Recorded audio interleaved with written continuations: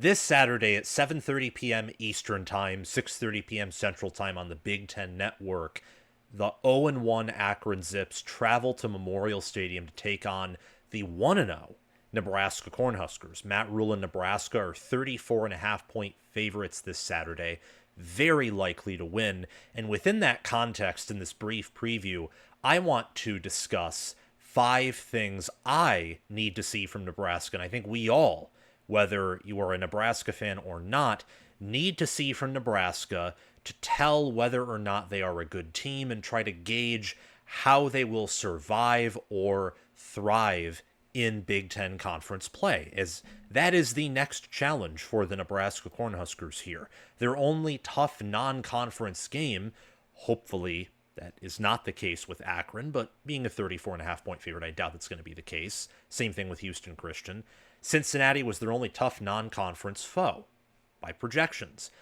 But you have that game against Michigan at home opening up Big Ten conference play, and other games against Michigan State, Maryland, Minnesota, Northwestern, USC, UCLA, Penn State, Iowa. You get the point. In order for Nebraska to succeed, they have to improve from last year. That means 8 wins overall.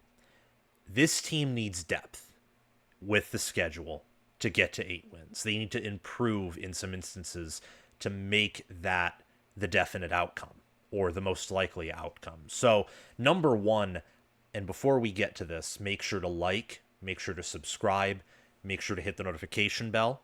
Just do all those things that, help out the channel. And also make sure to hit the notification bell on the Nebraska Football podcast that's linked to the video. Good run defense. We need to see that. Offensive chemistry. Backups impress when inevitably, at least hopefully, Nebraska begins to rotate their second and third stringers in the game. Coverage needs to continue to excel. And can Nebraska take any downfield shots?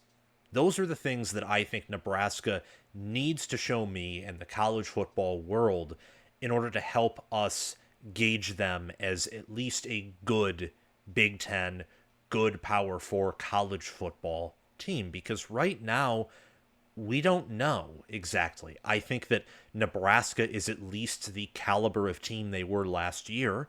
That's why they beat Cincinnati the way they did. I do think this is a team that goes bowling and finally puts together a bowl streak that is greater than 1. It's been a long time since Nebraska has had a bowl streak, sadly, but it is what it is. I ultimately think that Matt Rhule is on the right trajectory, and Nebraska is on the proper trajectory in recruiting, in development, in play on the field.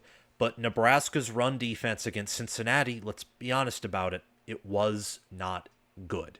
It wasn't. And I think that Michigan State, USC, Penn State, and Iowa realistically have better rushing offenses. Minnesota can as well. That's over half of your Big Ten conference schedule.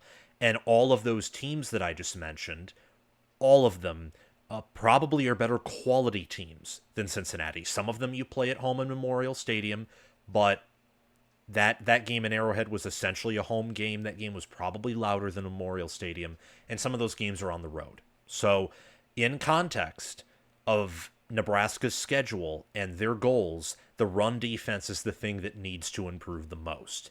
I think that there are some built-in limitations due to the size of the defensive line, the size and the depth there. I've said this before, and I will preach it again, and I may even make a video about it.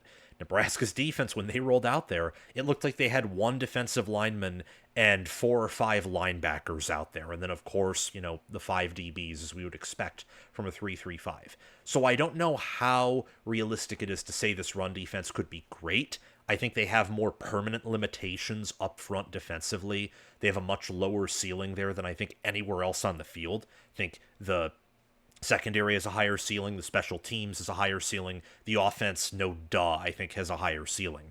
So that is something I really want to see here, especially against a team in Akron who is just so inferior in terms of talent, and I would say even in terms of coaching, to where Nebraska, just against this caliber of team, should be able to stop the run pretty easily. And I think that will at least give us an idea of what the floor is, and that'll be very helpful. The offensive chemistry, they had some penalties. The offensive line, I think, was compensated for a lot by Emmett Johnson, who was a stud. Dylan Raiola also helped because he had, I mentioned this in my Michigan State Boston College preview. I think right now, just from a throwing standpoint, I actually think Aiden Childs might be better than Raiola. But I think that Raiola's the better overall quarterback because he has pocket awareness and this veteran sense about him that I don't quite think Childs has yet. I mean, Childs took sacks from Western Michigan without even knowing the Western Michigan defender was, right there behind him. Raiola could feel that stuff against Cincinnati and try to change the outcome of a play when it looked like the play may have been lost. And I thought that was one of the more impressive elements of his game against Cincinnati. So can some of those things be cleaned up? The run blocking showing more of its second quarter self against Cincinnati rather than the first quarter or the third or fourth quarter versions of itself. Can the pass blocking be better? Of course, all these things are adjusting for the fact that Akron is a worse caliber team than Cincinnati, but trying to factor in the differences of the opponent Nebraska's playing so we can objectively see if there are improvements even though the competition's worse. That's what I'm trying to do here. Do we see things that can be controlled that are irrespective of the level of opponent you are playing improve? I think offensive chemistry can do that, can improve even without factoring in the quality of competition decreasing. Number 3, Nebraska, I think, is going to win big here. I think they're going to win by multiple touchdowns. So how do the backups look? Does Nebraska totally slow down the minute they rotate, and that indicates the depth's kind of thin? Or do they continue to churn, even with basic play calling, indicating, that this team can sustain some injuries, which means they have depth and can survive Big Ten play or even thrive in it? Number 4, the coverage excelling. They did a pretty good job locking down Cincinnati's passing offense. Now, maybe Cincinnati's passing offense is just much worse than we all thought. That also means, and this is just to be fair, and I think it's actually more likely this way, because I think Sorsby's a good quarterback, means Nebraska's secondary is probably better than we thought to a certain degree.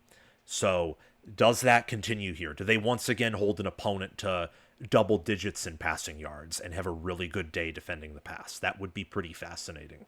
And finally, number 5, that's the downfield shots. They didn't hit any against Cincinnati because Cincinnati and Tyson Veit ran that 3-3-5 Iowa State 3 high safety defense, which is 3 high safeties. Your priority is to stop the big passing play, and then you have a front 6 with a 3-man defensive line that can really eat up the rushing attack, especially if you have size there. They did with Dante Corleone and some others up front.